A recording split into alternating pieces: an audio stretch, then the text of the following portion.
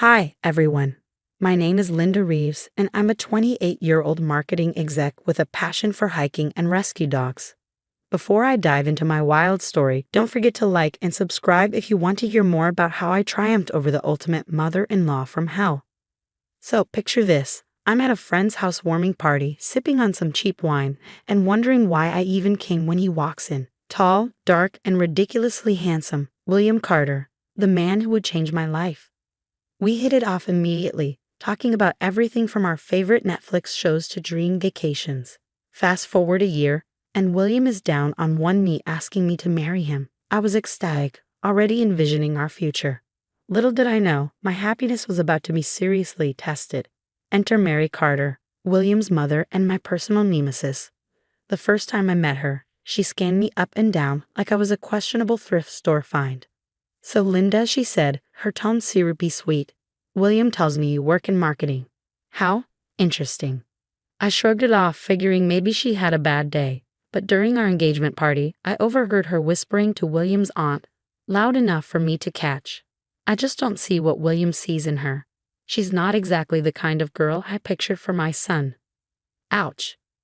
Still, I was determined to win her over. I baked her favorite cookies, asked for her advice on wedding plans, even offered to help with her charity events. Nothing worked. As the wedding planning ramped up, Mary went into full control freak mode. She had opinions on everything: the venue, the flowers, even my dress. "Darling," she said one day, eyeing my gown with thinly veiled disdain, "don't you think something more conservative would suit you better?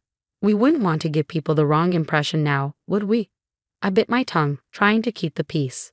William, blessed his oblivious heart, chalked it up to just how mom is. Things hit a boiling point during a family dinner when Mary decided to reminisce about William's ex. "You know, William," she said, swirling her wine, "Sarah was such a lovely girl. Whatever happened to her?" I couldn't take it anymore. I excused myself and stepped outside to catch my breath. That's when my best friend Elizabeth found me. "What's wrong, Liv?" she asked, her face full of concern. Tears streamed down my face as I spilled everything. "She hates me, Liz, and William won't stand up to her. I don't know if I can do this." Elizabeth grabbed my shoulders, her eyes blazing. "Linda Reeves, you are amazing.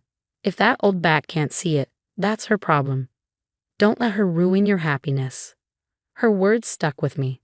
I loved William, and I wasn't going to let Mary Carter destroy our relationship. But then things got worse. At my bridal shower, supposed to be a fun, light-hearted day, Mary's sister, Aunt Marge, dropped a bombshell. "So Linda," she began, her voice dripping with fake concern, "when did you have your work done?" I nearly choked on my champagne. "Excuse me?" "Oh, you know," she said, gesturing vaguely at my face. "The enhancements, no judgment, dear. We're all friends here." The room went silent. I stammered, "I haven't had any work done," completely blindsided.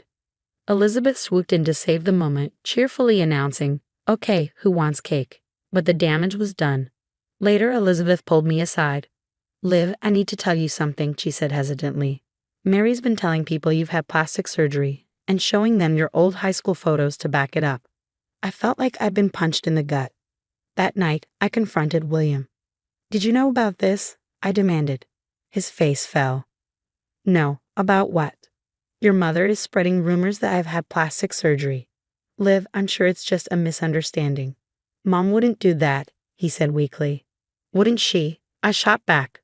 "She's been undermining me since day one, and you've done nothing about it." Our first big fight ensued, with William promising to talk to his mother, but things only escalated. At the rehearsal dinner, Mary went too far. After a few too many glasses of wine, she stood up, her voice loud enough to silence the room. "Before this wedding goes any further," she declared, "we should have a doctor examine the bride-to-be, just to clear up any misconceptions." I was mortified. The entire room turned to look at me, but instead of breaking down, something inside me snapped. "You want proof?" I said, my voice trembling but firm. "Fine. But when I give it, Mary, you'd better be ready to eat your words."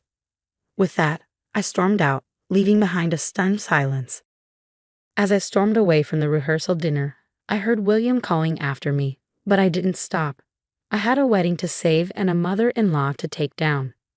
The next morning, I woke up feeling more like I was heading into battle than walking down the aisle.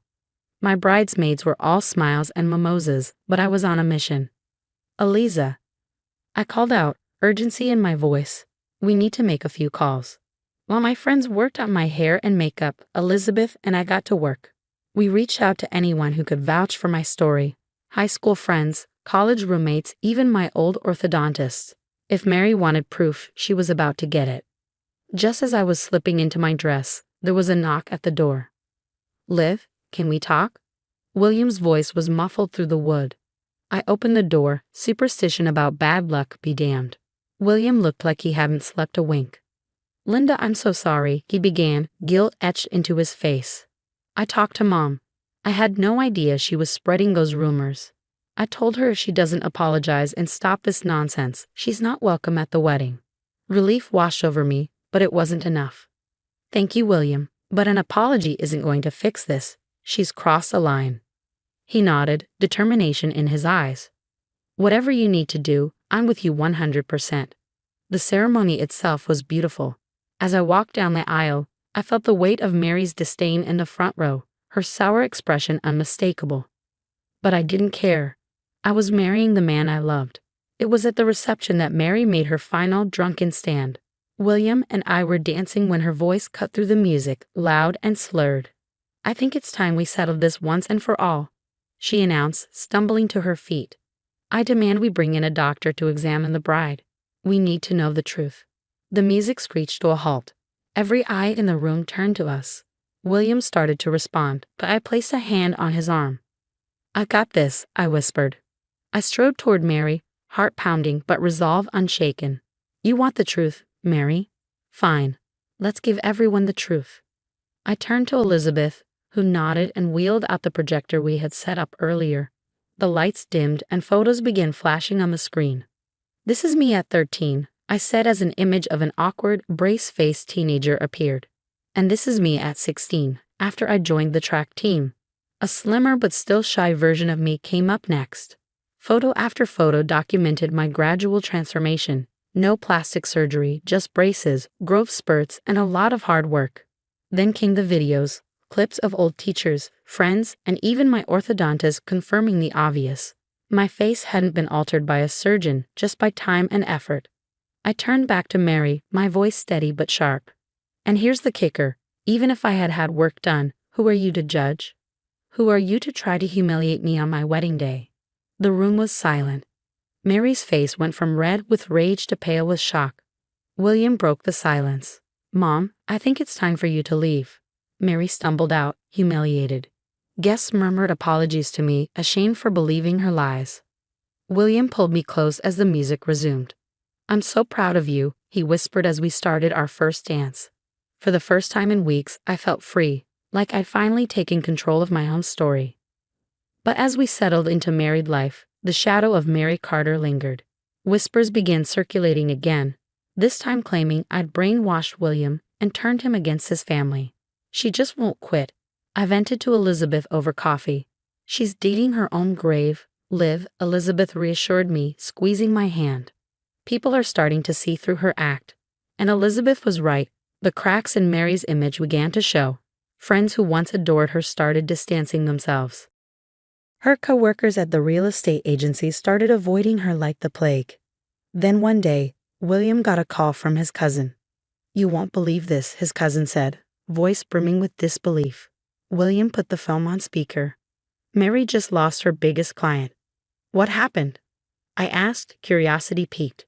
Turns out she lied about her property's history. The client caught on and reported her to the real estate board. They launched an investigation and uncovered years of shady practices. Her license is suspended, and she's facing a hefty fine. William and I exchanged a stunned glance. I can't say I'm surprised, he said quietly, but I never thought it would actually catch up to her. As news of Mary's downfall spread, calls and messages started pouring in. Family members, friends, even distant acquaintances reached out with apologies. We should have known better, William's aunt admitted during one call. Mary's always been difficult, but we never imagined she'd go this far. Though I felt vindicated, a small part of me also felt sadness. Mary's lies hadn't just hurt me, They'd left a trail of broken relationships and tarnished reputations behind her. On our first wedding anniversary, William and I chose to celebrate quietly at home. We cuddled on the couch, reminiscing about the whirlwind of our first year as husband and wife. That's when I felt it, a flutter in my stomach. "William," I said, a smile spreading across my face, "I have some news." His eyes widened. "Are you?" I nodded, tears of joy streaming down my cheeks. "We're going to be parents." William hugged me tightly, his face glowing with excitement. Just as we were savoring the moment, my phone buzzed. It was a text from Elizabeth. Gee Liv, you won't believe this. I just got promoted to Mary's old position at her rival agency." I burst out laughing, showing William the message. "Now that," he said with a chuckle, "is what I call sweet justice." We raised a toast to our future, one filled with love, laughter, and a promise to break the toxic cycles of the past. For the first time in what felt like forever, I was at peace. Mary's story may have come to an end, but ours was just beginning. And now a question for you. If you were in Linda's shoes, would you ever consider forgiving Mary?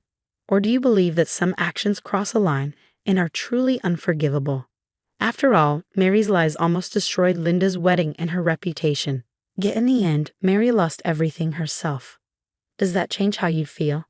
Let me know your thoughts.